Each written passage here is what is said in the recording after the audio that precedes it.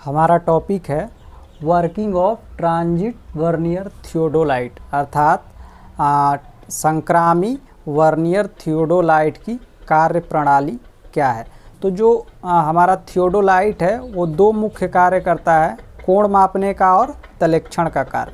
Theodolite की सहायता से जब हम कोण मापते हैं तो यह कोण मापने का कार्य कैसे होता है उसको हम समझेंगे तो हमारा जो थियोडोलाइट की कार्य प्रणाली है वो समझ में आएगी। तो इसके जो दो मुख्य कार्य हैं उसमें पहला कार्य है कोण मापना, कोण मापन का कार्य, और जो दूसरा है वो तलेक्षण का कार्य।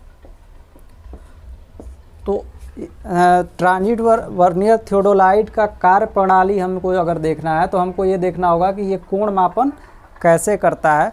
तो इसका कोण मापन समझने के लिए हमको सबसे फर्स्ट स्टेप हमको फॉलो करना होगा, वो करना होगा कि सबसे पहले कोण मापने से पहले हम जो उपकरण है उसका अस्थायी समायोजन अर्थात टेम्पररी एडजस्टमेंट करते हैं। तो जो सबसे फर्स्ट स्टेप में करेंगे वर्किंग के, इसका जो फर्स्ट स्टेप होगा वो होगा कि इसका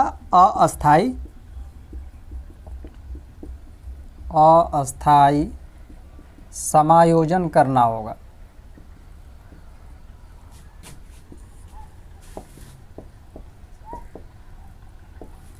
टेम्पररी एडजस्टमेंट।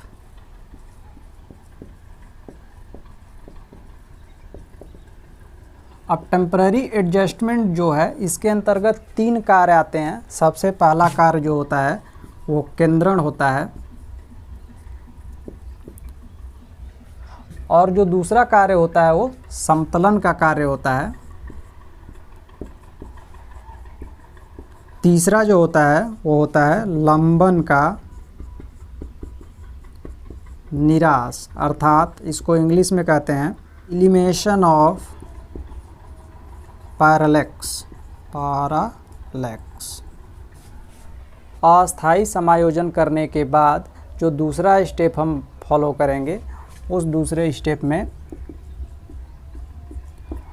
हमारे पास जो कोण मापना है, मान लीजिए कि अगर वो कोण कुछ इस तरीके से मापना है जिसमें ये बिंदु A हो गया और ये बिंदु A और ये B और यहाँ पे O पॉइंट है। तो अब हम जो दूसरा स्टेप अप्लाई करेंगे कि जो हमारा थियोडोलाइट उपकरण है उस थियोडोलाइट उपकरण की जो ऊपरी और निचली प्लेट है उन दोनों प्लेटों को ढीला कर देंगे और एक दूसरे के विपरीत घुमाएंगे ताकि जो ऊपरी प्लेट है वो निचली प्लेट के जो सूचक है उस पर लगभग सेट हो जाए। जो दूसरा स्टेप है उसको हम लिखेंगे दोनों ऊपरी तथा निचली प्लेट को ढीला करके एक दूसरे के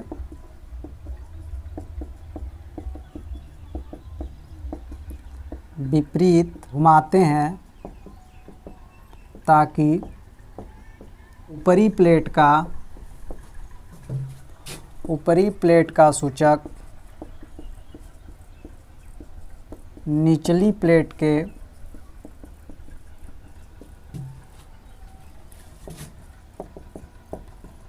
सूचक के लगभग बराबर सेट हो जाए।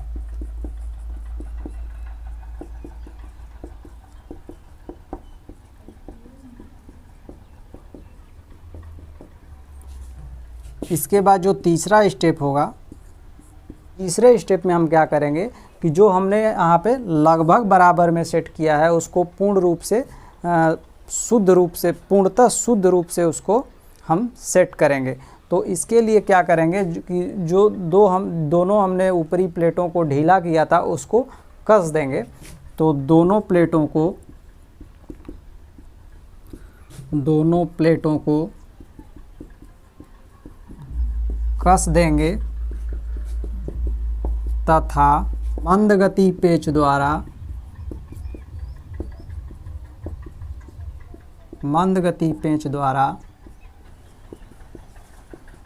निचली प्लेट शून्य पर सेट करेंगे। यहाँ पे जो ऊपरी प्लेट है और जो निचली प्लेट है, इन दोनों को हमने एक दूसरे के विपरीत दिशा में घुमाया था। अब विपरीत दिशा में घुमाने के बाद दोनों का जो सूचक है उसको हमने लगभग बराबर में करते हुए सेट कर दिया, लेकिन अभी वो पूर्ण रूप से सेट नहीं हुआ है। तो पूर्ण रूप से सेट करने के लिए हमने क्या किया कि दोनों प्लेटों को हमने कस दिया और उसके बाद जो स्लो मोशन स्क्रू है उसकी सहायता से धीरे धीरे पूर्णतः शुद्ध रूप में हमने उसको कसा है। अब जब पूर्णतः शुद्ध रूप में हमने कस लिया है, इसके बाद हम क्या करेंगे कि जो निचली प्लेट है उसको हम फिर से ढीला करेंगे। तो स्टेप 4 में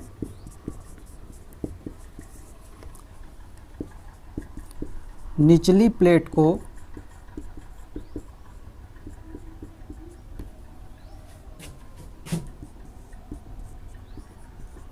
पुनः ढीला करेंगे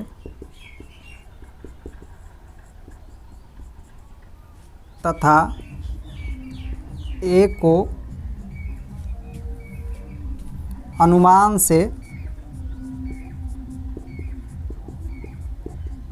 लक्ष्य करेंगे।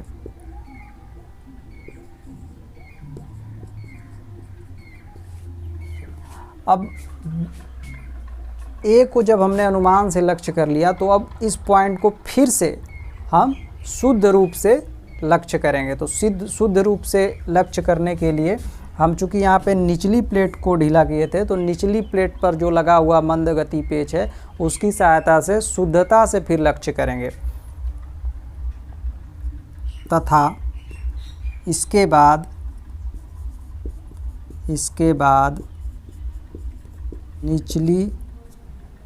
निचला मंद गति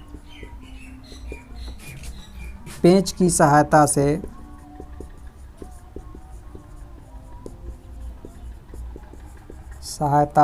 ए को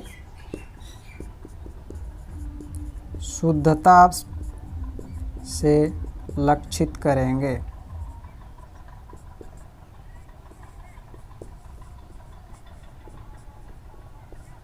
स्टेप 4 में हमने निचली प्लेट को ढीला करते हुए ए को लक्षित किया था अनुमान से, फिर निचली प्लेट को हमने मंद गति पेच की सहायता से कस दिया था। अब उसके बाद फिर उसको शुद्धता से हमने ए को लक्षित किया। अब हम ऊपरी प्लेट को ढीला करेंगे और यहाँ से क्लॉकवाइज दिशा में घुमाते हुए हम बी को अनुमान से लक्षित करेंगे। तो इसको हम लिख लेंगे स्टेप 5 के अंतर्गत कि ऊपरी प्लेट को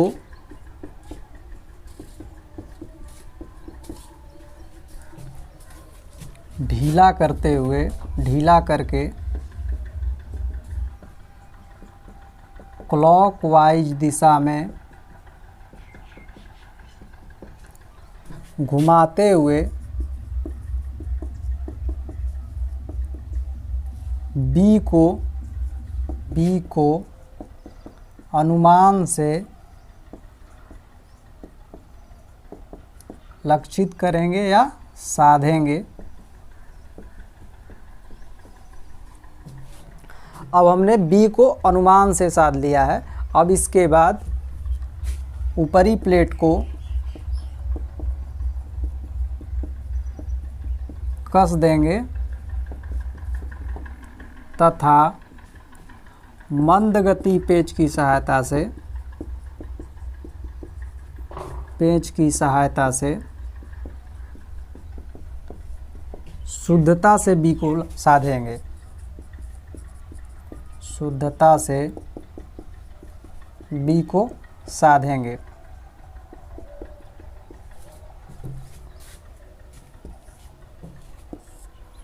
अब जब हम बी को शुद्धता से साध लेंगे तो उसके बाद जो हमको वर्नियर पर मान मिलेगा वो इस ए और बी के बीच के कोण का मान हमको मिल जाएगा। तो यहाँ पे हमको वर्नियर पर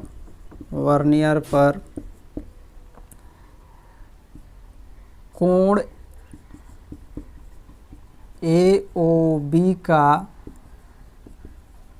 मान हमें प्राप्त हो जाता है।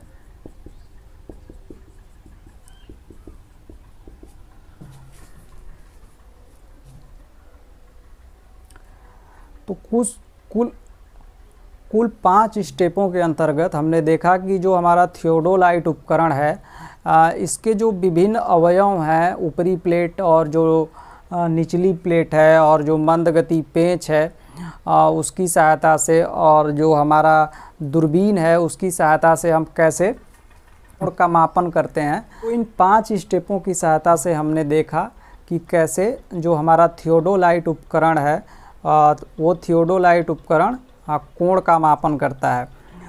तो इसके अंतर्गत हमने देखा कि मंदगति पेच और जो थियोडोलाइट उपकरण की ऊपरी प्लेट है, जो निचली प्लेट है, इन सब अवयवों का क्या क्या उपयोग है जिसकी सहायता से हमको कोण का मान ज्ञात हो जाता है।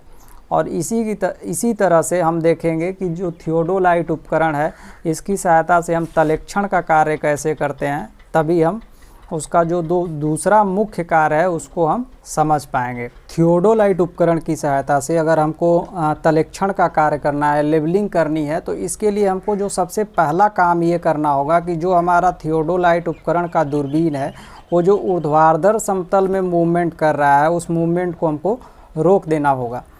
तो सबसे पहले इसको रोकने के लिए हम क्या करेंगे, तो जो हमारा थियोडोलाइट उपकरण का जो दूरबीन है को रोकने के लिए हम क्या करेंगे कि जो हमारा थियोडोलाइट उपकरण है उस थियोडोलाइट उपकरण का जो वर्टिकल सर्कल है, वर्टिकल सर्कल अर्थात ऊर्ध्वाधर चक्री है, उस पर जो वर्नियर स्केल बने हुए हैं उस वर्नियर स्केल को 0 पर हमको सेट करना होगा।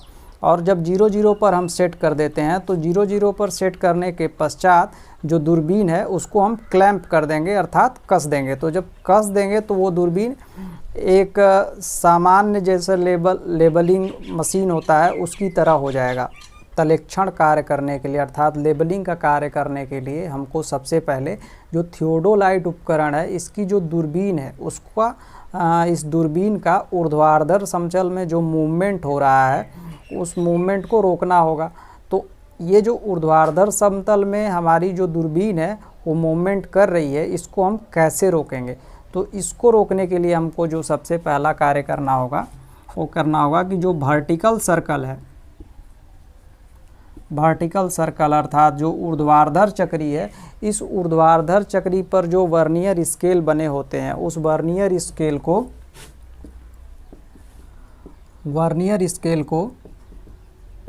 0 पर सेट करना होगा। 0 पर जब हम इसको सेट कर देंगे तो इससे 0 पर जब हम सेट कर देंगे उसके बाद क्या करेंगे हम कि क्लैंप कर देंगे और क्लैंप करने से फिर जो ये दूरबीन है वो कहीं स्थिति में फिक्स हो जाएगी। तो जैसे हमने मान लिया कि जो हमारी दूरबीन है वो कुछ ये इस स्थिति में फिक्स हो गई।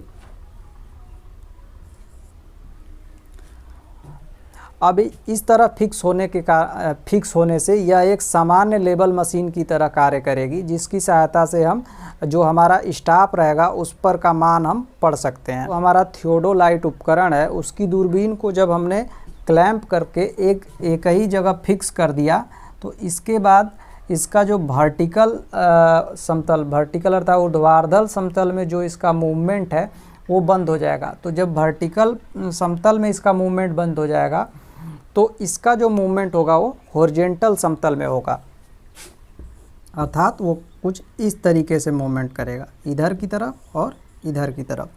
तो जो ये क्षैतिज समतल में जो मूवमेंट होगा ये ऊपरी और निचली प्लेटों के साथ साथ यह मूवमेंट होगा। तो फिक्स यहाँ पे हम लिख सकते हैं एक पॉइंट के रूप में कि दूरबीन को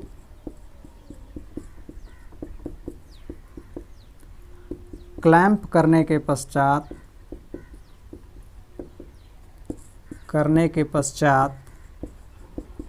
बीन क्षैतिज समतल में ऊपरी तथा निचली प्लेट के साथ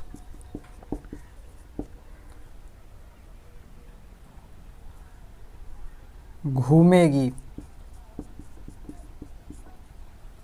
थियोडोलाइट उपकरण की जो ये दूरबीन है इसकी स्थिति डंपी लेवल जो होता है उसकी जो दूरबीन होती है उसकी स्थिति के तरह ही बिल्कुल फिक्स हो गई है, जिसका मतलब ये है कि जो थियोडोलाइट का दूरबीन है वो अन्य लेबलिंग मशीनों की तरह ही तलेक्षण का कार्य करेगा। वर्किंग ऑफ थियोडोलाइट के अंतर्गत हमने थियोडोलाइट उपकरण के द्वारा कोण कैसे मापा जाता है, कोण मापने की क्या प्रक्रिया है और जो तलेक्षण कार्य है उसको करने की प्रक्रिया क्या है, कैसे हम थियोडोलाइट के द्वारा लेबलिंग का कार्य करेंगे, इसको हमने यहाँ पे जाना है।